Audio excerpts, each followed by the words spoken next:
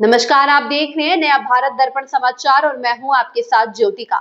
आइए रुक करते हैं खबर की ओर। बीजेपी संगठन के बाद अब मोदी कैबिनेट की बारी, 12 पद खाली, बड़ा फेरबदल संभव। बीजेपी के संगठनात्मक बदलाव के बाद अब मोदी कैबिनेट में बड़े फेरबदल की अटकलें तेज हो गई हैं, जिसमें 12 मंत्री पद खाली हैं। आगामी लोकसभा चुनाव 2029 और विधानसभा चुनाव को ध्यान में रखते हुए यह फेरबदल क्षेत्रीय संतुलन, प्रदर्शन और एक व्यक्ति एक पद सिद्धांत पर आधारित हो सकता है, जिससे युवा नेतृत्व को बढ़ावा मिलेगा और मंत्रियों का बोझ कम होगा।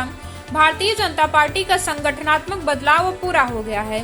बीजेपी अध्यक्ष नितिन नवीन द्वारा 65 सदस्यों वाली नई राष्ट्रीय टीम की घोषणा के साथ ही राजनीतिक ध्यान अब नरेंद्र मोदी पर केंद्रित हो गया है कि क्या पार्टी के संगठनात्मक बदलाव के बाद अब कैबिनेट में भी कोई बड़ा फेरबदल होगा।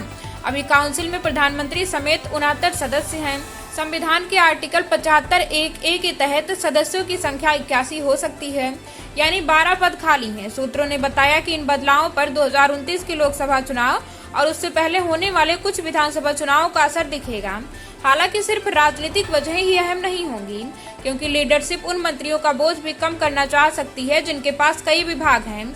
बीजेपी अब कई अहम विधानसभा चुनाव और उनके बाद 2029 के लोकसभा चुनाव की तैयारी कर रही है। नई टीम में कई नए चेहरे शामिल किए गए हैं, जो युवा नेतृत्व को बढ़ावा देने और चुनाव पर ज्यादा ध्यान देने का संकेत है। अब केंद्र सरकार में भी ऐसे बदलाव देखने को मिल सकते हैं। हाल ही में 3 बदलाव हुए हैं। पेपर लीक को लेकर युवाओं के विरोध के बीच धर्मेंद्र प्रधान ने शिक्षा मंत्री का पद छोड़ दिया।